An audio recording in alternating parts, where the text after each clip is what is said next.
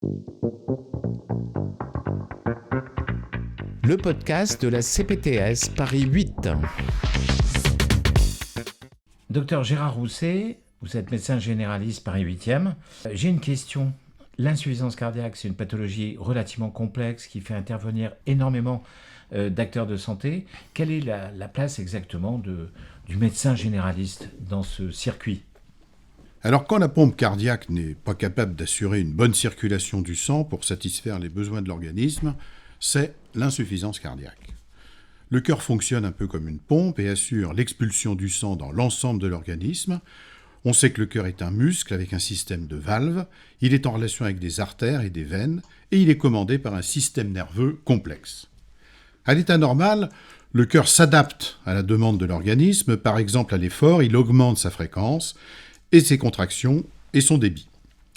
En cas de maladie des valves, des artères ou du muscle lui-même, ou du système nerveux qui le pilote, le cœur va être obligé de fournir plus d'efforts et de se fatiguer. La pompe s'use, c'est l'insuffisance cardiaque qui s'installe. À ce stade, le cœur n'est plus capable de s'adapter à la demande, d'abord à l'effort, puis ensuite au repos. L'insuffisance cardiaque n'est pas une maladie comme on le croit toujours de la personne âgée.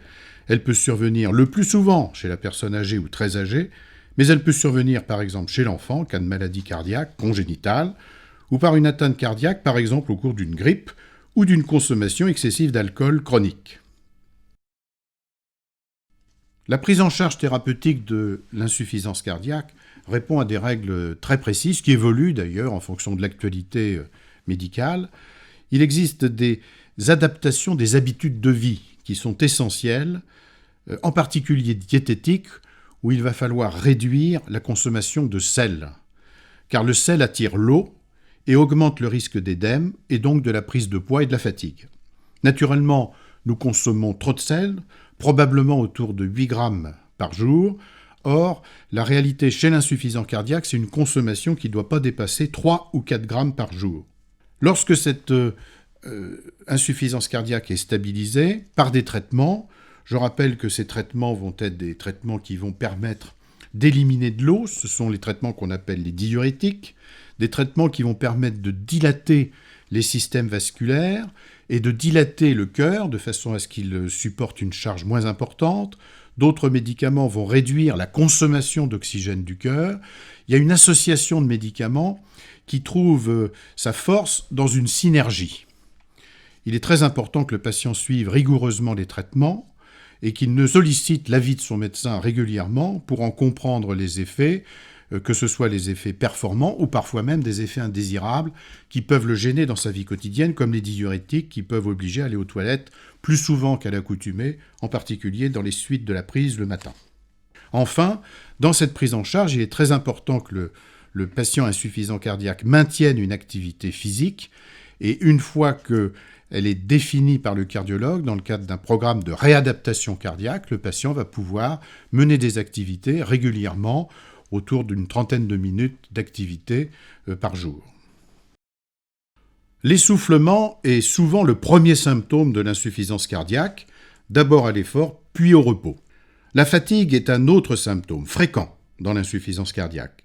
En effet, la diminution du débit cardiaque diminue les capacités de production et de stockage d'énergie par le corps humain.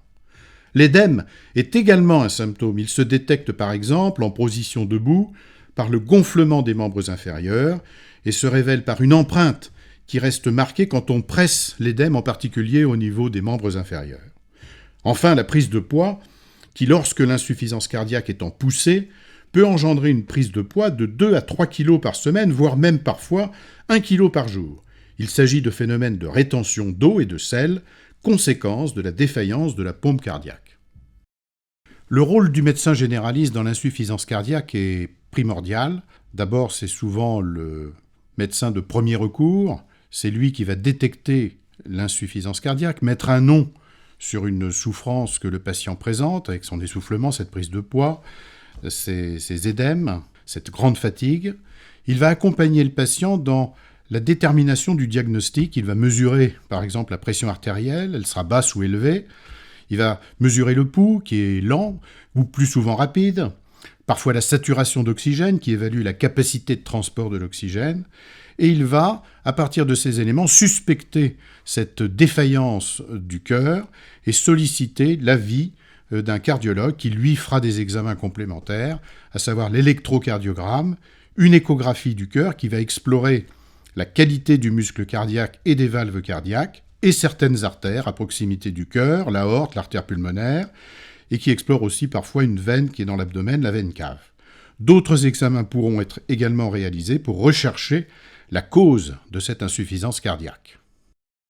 En médecine générale, dans l'insuffisance cardiaque, le rôle du médecin est important dans la mesure où il va permettre à son patient de comprendre les tenants et les aboutissants de cette maladie chronique. Il est très important que dès le début de la maladie, lorsque le diagnostic est posé, que le patient s'engage comme acteur, s'engage avec une proactivité dans sa maladie pour essayer lui-même de poser des questions et de mieux la comprendre, parce que c'est une maladie qui justifie que le patient soit très actif. Ensuite, c'est ensemble, entre le patient et le médecin généraliste, qu'une alliance va se nouer et le médecin va proposer, avec l'avis du cardiologue, un traitement et va expliquer ce traitement à son patient et répondre à toutes les questions que peut se poser le patient. Elles sont tout à fait légitimes et il est important que le patient comprenne pourquoi on utilise tel ou tel traitement dans la prise en charge de sa maladie. Il va aussi accompagner le patient pour détecter des anomalies dans la prise en charge de cette insuffisance cardiaque, en particulier lorsque le patient prend du poids, qu'il va devoir surveiller régulièrement, au moins au début une fois par semaine, voire un peu plus espacé ensuite. C'est un rôle d'accompagnement, c'est un peu pour le médecin un rôle de coach.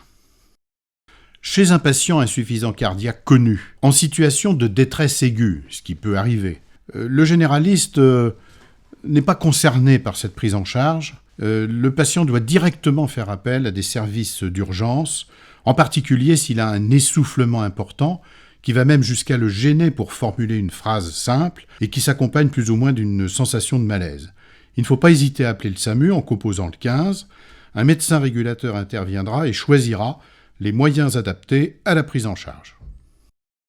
Donc on voit à travers votre discours, docteur Gérard Rousset, que le rôle du généraliste est quand même extrêmement important parce que vous intervenez dès le début dans le diagnostic de la maladie, mais aussi dans sa prise en charge, dans le parcours de soins pour ces patients qui font appel à de nombreux acteurs de santé, que ce soit l'infirmière, le kinésithérapeute, le centre de réadaptation, l'hôpital. Et en fait, vous êtes le pivot pour lui parce que et l'accompagnateur. J'ai beaucoup aimé quand vous avez dit que vous êtes un véritable coach santé pour le patient. Je vous remercie beaucoup.